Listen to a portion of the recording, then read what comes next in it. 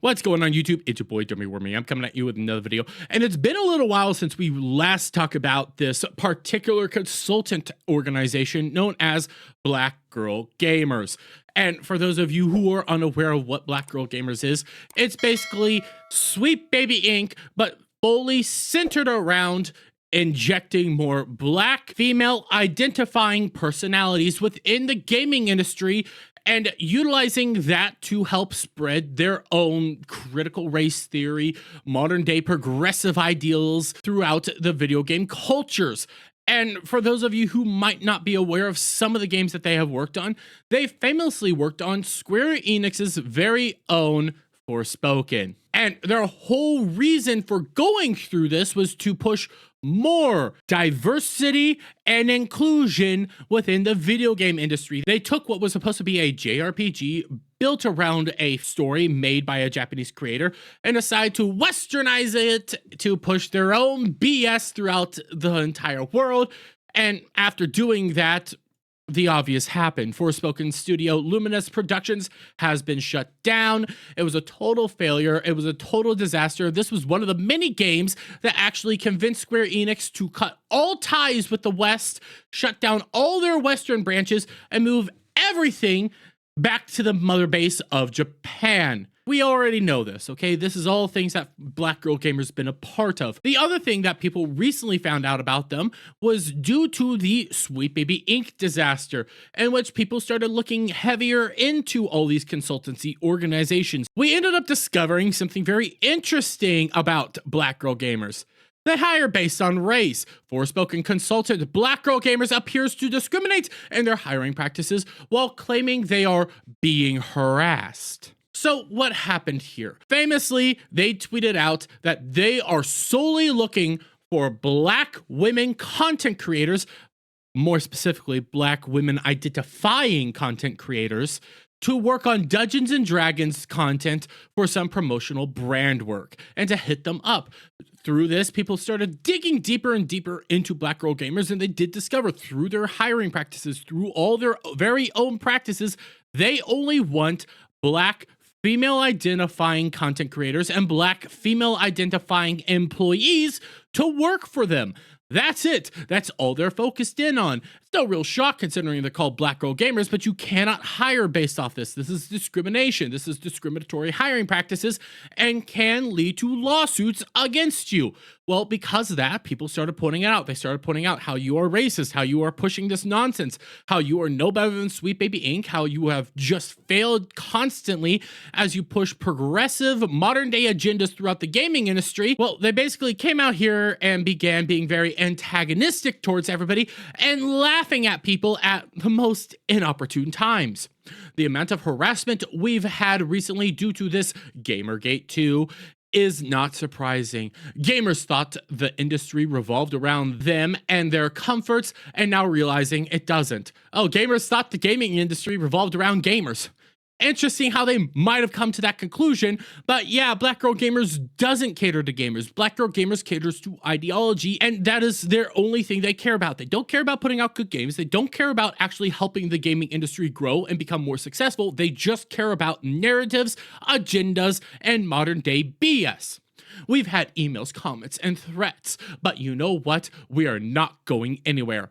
Well, they never actually posted any of these email comments or threats. They never actually shared any receipts, and when they did, it didn't really feel real. It felt more staged and more BS, and it wasn't natural. It wasn't real with any evidence that they actually showed. That was it, and after getting criticized, they took it all down.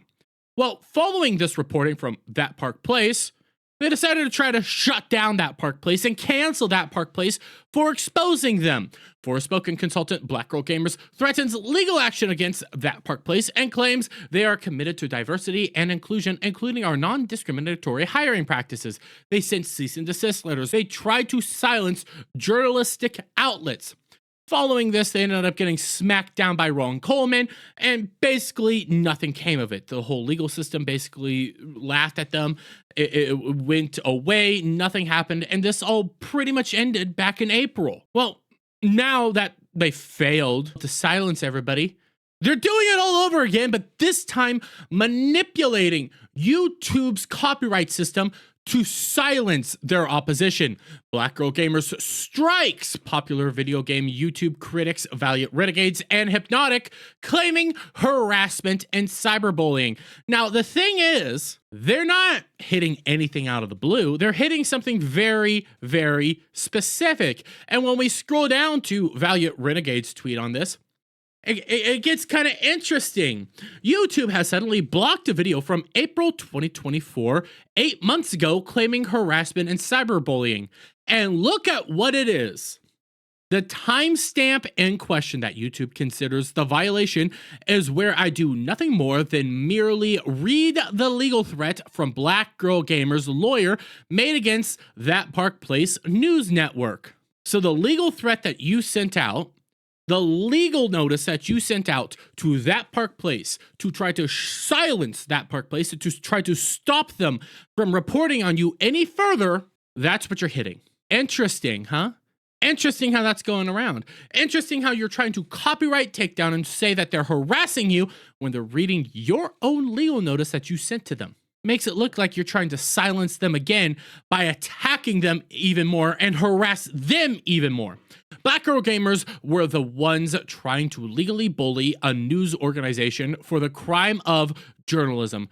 As a reminder, Black Girl Gamers disappeared following our legal response by Ron Coleman, as their claims were wholly meritless. The timing of this frivolous and clearly absurd claim seems very curious, considering Smash JT is currently facing similar issues with Alyssa Mercante. I suspect there is a false flag operation going on by a band of bad actors to harass, cyberbully, and intimidate YouTubers they perceive as problematic. I ask at Team YouTube to look into this as soon as possible. Obviously, I'm fully disputing this, which he rightfully should. And the same thing happened to Hypnotic as we just scroll down here. Black Girl Gamers has attacked my secondary channel, which is very interesting that they're not going after his first channel. They're going after his second channel. Apparently, it is harassment and cyberbullying to cover a story related to their BS cease and desist letter sent to That Park Place news network months ago. Why now all of a sudden? This has been out for ages and now is months old. They're doing it because, as Hypnotic and Valiant Renegade so elegantly pointed out, these people are really good friends with Alyssa Mercante. These people run in the same circles as Alyssa Mercante.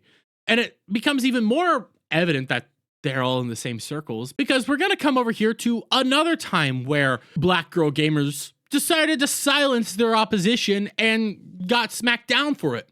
Smash JT threatens legal action after Forspoken consultant Black Girl Gamers copyright strikes his YouTube channel. This happened shortly after Smash JT reported on a live stream that was centered around Black Girl Gamers CEO, Sweet Baby Inc. CEO, and Alicia Parrish from Verge magazine, who, by the way, all three of these people are good friends with Alyssa Mercante, support Alyssa Mercante, support everything Alyssa Mercante is doing right now, and all work together to silence opposition against Sweet Baby Inc. and silence anybody criticizing Black Girl Gamers. So you see all these people run in the same circle. You see all these people are united together within their own BS string of harassment themselves.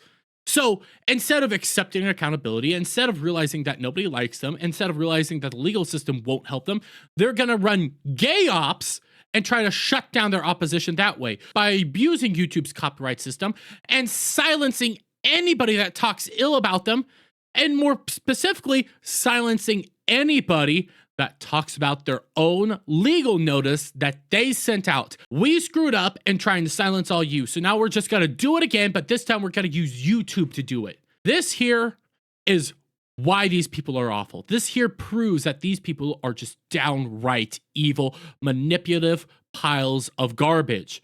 These people will do whatever it takes to push their narrative first and foremost. They don't care about gaming. They don't care about actually helping the gaming industry. They solely care about pushing narratives, agendas, and continuing the fight to spread DEI everywhere. That's all they've ever cared about. And when they get called out for it, when they get shown to be nothing more than racist organizations that hire based solely on discriminatory practices, they will come after you. They will silence you. And guess what? It's not working. The industry has radically changed. All their games that they've been a part of have failed time and time again. And instead of acknowledging that, they're going to force their way in because they're authoritarians. They will do whatever it takes. They will simultaneously, they will claim that you're harassing them, that you're coming after them, that you're bullying them while they're doing the exact same thing to you. All this is going to do is make Valiant Renegade more popular, make Hypnotic more popular, make anybody that you copyright strike more popular, because now guess what? They have even more evidence that you're harassing them. They have even more evidence that you're coming after them. All this does is help strengthen Valiant Renegade, Hypnotic, and everybody who calls you out that you're nothing more than cyberbullies yourself. But hey, that's just my opinions on it. Let me get you guys' thoughts on all this down in the comments below. If you like this video, please give it a thumbs up, share it with friends, hit that subscribe button, hit that notification bell for every time I put out a new video live, guys. And I'll see you on the next one. Bye for now.